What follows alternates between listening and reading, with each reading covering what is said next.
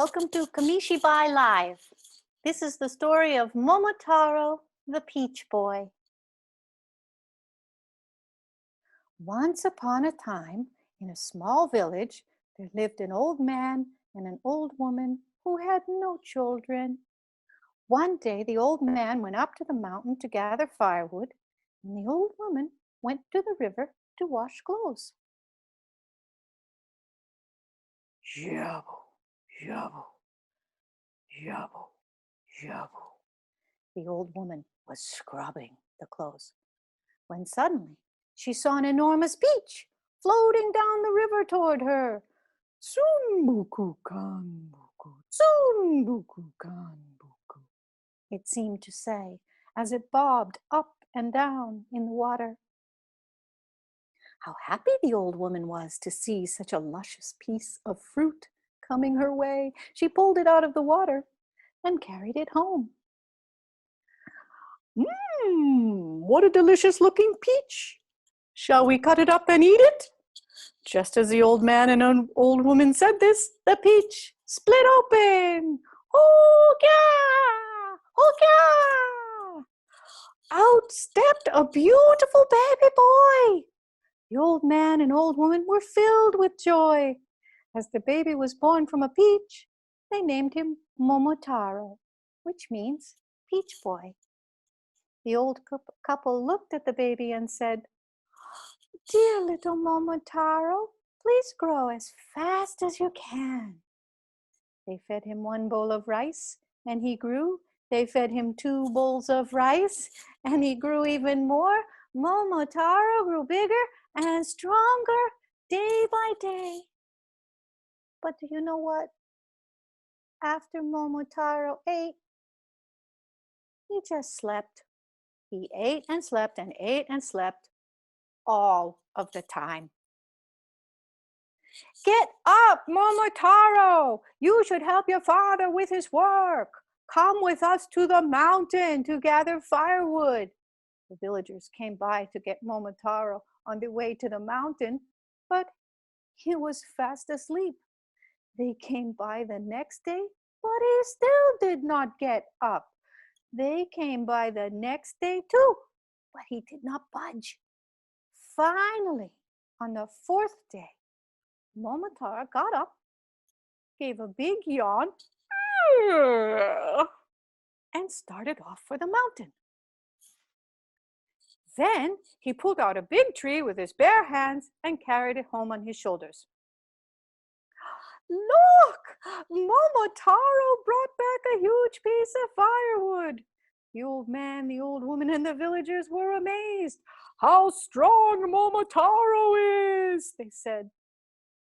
One day, when everything seemed peaceful, boom, thud, boom, thud, boom. A horrible, sickening smell blew toward the village, and suddenly a band of wicked ogres appeared. They destroyed the crops and carried off the young women and children. And where was Momotaro all this time? He was fast asleep and did not hear a thing. "Get up, Momotaro, please get up." "Come on, Momotaro, get up." The old man and old woman shook the sleeping boy. "A band of ogres attacked our village and destroyed everything. Come show your strength. Show everyone what you can do." "Later, I'll go after them tomorrow," he said. "Tomorrow will be too late. Hurry and get up now," said the old man.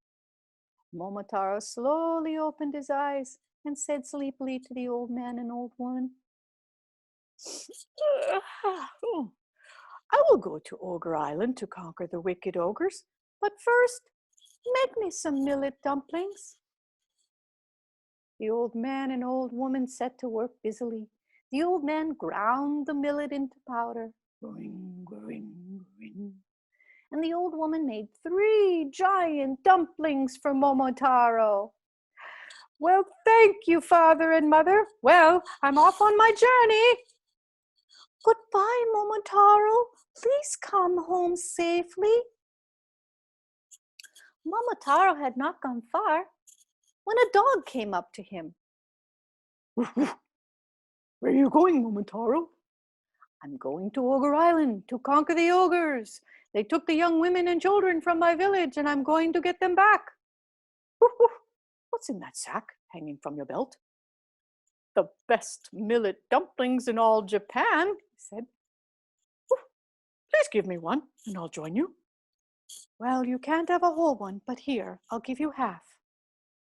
Momotaro and the dog were walking along together when a monkey scampered up. Chatter, chatter, where are you going, Momotaro? I'm going to Ogre Island to conquer the ogres. They took the young women and children from my village, and I'm going to get them back. Chatter, chatter, what's in that sack hanging from your belt? Oh, the best millet dumplings in all Japan. Chatter, chatter, please give me one, and I'll join you. Well, you can't have a whole one, but here, I'll give you half. Just at that moment, a pheasant swooped down. He also wondered where Momotaro was going. Momotaro gave the pheasant half of a millet dumpling, and he joined the group. They continued on until they came to the sea. Saboom, saboom. How big the sea is, they all said. Then Momotaro, the dog, the monkey, and the pheasant got into a boat and headed for Ogre Island. It wasn't long before they saw the dark, dreadful-looking island in the distance. Here comes Ogre Island up ahead. Screech, screech! I'll go first and start the attack. Saying this, the pheasant swiftly flew off. When the pheasant got to the ogre's fortress, he took the ogre guarding the big iron gate by surprise and began to peck at his eyes. Ow! Oh, help!